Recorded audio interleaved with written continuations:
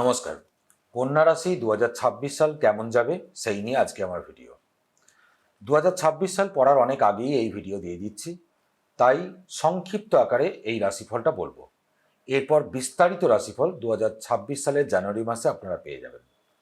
আমাদের প্রধান 4টে গ্রহ, একটা হচ্ছে বৃহস্পতি, শনি, রাহু এবং কেতু।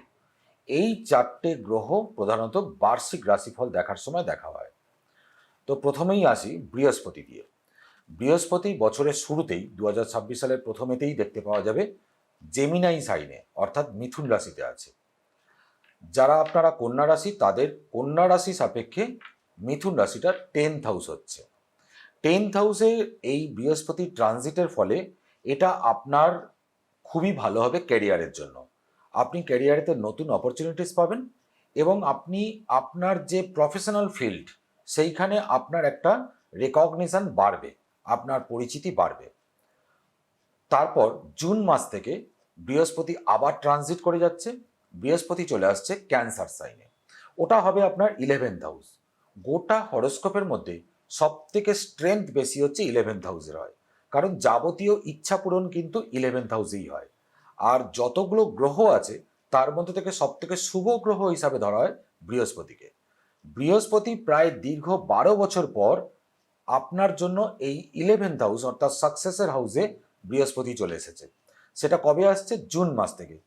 এবার সাকসেসের হাউসে এসেছে মানে কি হবে, যে আপনার অবশ্যই সেখান থেকে আপনার ফিনান্সিয়াল গেন হবে, আপনার একটা স্টেডি ইনকাম আসবে, ইনকাম ইনক্রিজ করবে এবং দীর্ঘ কোনো ইচ্ছা যদি আপনার থাকে সেটা সফল হবে। আপনি বন্ধু বান্ধব থেকে সাপোর্ট পাবেন, হেল্প পাবেন। তারপর বৃহস্পতি অক্টোবর থেকে আবার মুভ করে যাচ্ছে। বৃহস্পতি অক্টোবর থেকে মুভ করছে লিও সাইনে, যেটা আপনার জেমিনাই থেকে ভার্গো থেকে আপনার 12th হাউস হচ্ছে। তাহলে 12th হাউস হচ্ছে আপনার ব্যয়ের ঘর। ওই সময়টা আপনার খরচ বাড়বে এবং ওই সময়টা আপনাকে হেলথ রিলেটেড বিষয়ে একটু সতর্ক থাকতে হবে। বৃহস্পতি ছাড়াও এরপর আরও একটা ইম্পর্টেন্ট প্ল্যানেট, সেটা হচ্ছে স্যাটার্ন। স্যাটার্ন মীন রাশিতে থাকছে। মীন রাশিতে প্রায় সারা বছরই স্যাটার্ন থাকবে এবং এটা আপনার রাশি থেকে, কন্যা রাশি থেকে 7th হাউস পড়ছে। ফলে যারা আপনারা কোনো রিলেশনশিপে আছেন এবং সেটা যদি সিরিয়াসনেস ভাবে আপনারা থাকেন, তাহলে সেটা আপনাদের একটা অগ্রগতি হবে স্যাটার্নের মাধ্যমে। লং টার্ম কমিটমেন্টে যারা আছেন তারাও কিন্তু অগ্রগতি হবে, তাদের বিয়ের প্রস্তাব আসবে। কিন্তু বিয়ের বিষয়ে আপনাদেরকে ধৈর্য রাখতে হবে। বিজনেস যারা করছেন তাদের বিজনেসের দায়িত্ব বাড়বে, কিন্তু স্যাটার্ন যখন যখন রেট্রো হবে 2026-এ, তখন সম্পর্কের জায়গাতে একটু জটিলতা আসবে, এটা মাথায় রাখতে হবে। নেক্সট, ছায়াগ্রহ রাহু। রাহু ছায়াগ্রহ হলেও আমাদের জীবনে কিন্তু এর প্রভাব গুরুত্বপূর্ণ। রাহু অ্যাকুয়ারিয়াসে থাকছে, অর্থাৎ কুম্ভ রাশির ঘরে থাকছে।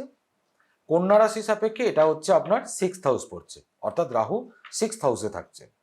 কাজ, পরিশ্রম, খরচ এইসবগুলো আপনার বাড়বে। হেলথ ইস্যুস থাকবে, সেদিকে তো আপনাকে সতর্কতা থাকতে হবে। কম্পিটিশন যে কোনো ব্যাপারেতে বাড়বে।